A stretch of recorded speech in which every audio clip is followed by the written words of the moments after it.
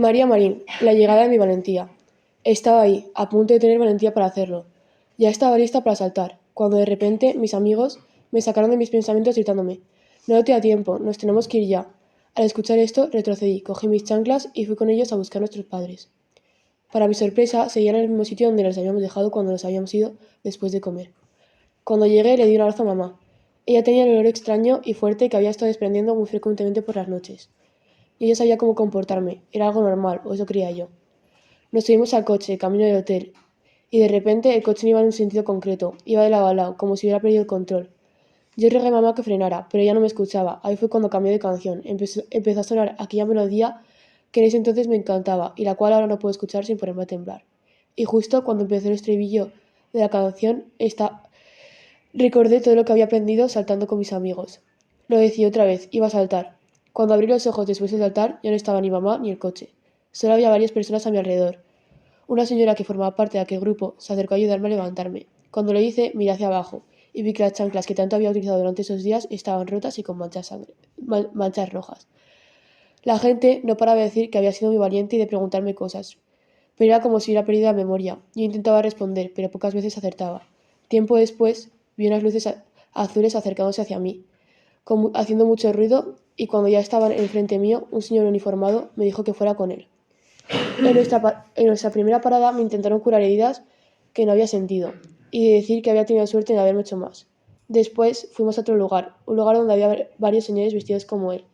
Me senté con ellos y pregunté: ¿Y mi madre? Tu madre está bien, pero va a ser mejor que no la veas en un tiempo, me contestaron. Yo pensé que no tenían ni idea de lo que era mejor para mí, pero eso lo sentí. Cené con ellos y llegó papá, que me sorprendió porque en aquella ciudad estaba sola con mi madre. Él me abrazaba llorando y no paraba de suplicarme perdón. Lo que yo seguía sin entender era por qué todo el mundo estaba tan preocupado y mirando con esa cara de pena. Papá se fue a hablar con el señor uniformado, quien informó de todo lo ocurrido. Una vez que estábamos saliendo del coche, vi a mamá, pero seguía teniendo aquel olor, así que decidí ir saliendo yo sola mientras veía como mis padres, los cuales una vez se quisieron tanto, discutían como cada vez que yo estaba delante, y ese olor. Papá salió, me cogió en brazos y me llevó a un hotel en otra ciudad, la cual no estaba muy lejos, y es donde había estado trabajando papá los días anteriores. En el momento en el que llegamos estaba aquel amigo de papá, el cual siempre me hacía fotos y me hacía reír a carcajadas. Me quedé con él hablando, mientras papá hablaba por teléfono con el ceño fruncido y un tono de preocupación. Después de despertarme al día siguiente, me di cuenta de que estaba camino a casa, pero vi algo extraño e inesperado. Después de lo del día anterior en el coche, estaba mamá. Ella empezó a regañarme por lo ocurrido, y yo no entendía por qué de un día para otro el amor que me tenía mamá empezó a ser más frío, y por qué no podía quitarme aquella sensación de agobio cuando estaba en el coche, y me asustaba la mínima cosa en la cual veía peligro de tener un accidente. Aunque tenía esos pensamientos todo el tiempo en la cabeza, pregunté: ¿Dónde está tu coche, mamá? Ella frunció el ceño y solo se calló. Papá fue el único que me explicó que debido a lo ocurrido ayer, el coche estaba en el taller.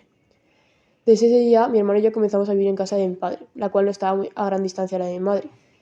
Muchas veces íbamos a visitarla, pero la mayoría de las veces la acompañaba ese olor, el olor el cual me indicaba que no todo estaba bien y que me comenzó a parecer vomitivo. Aunque iba frecuentemente a ver cómo estaba, había veces que el amor que me tenía había desaparecido.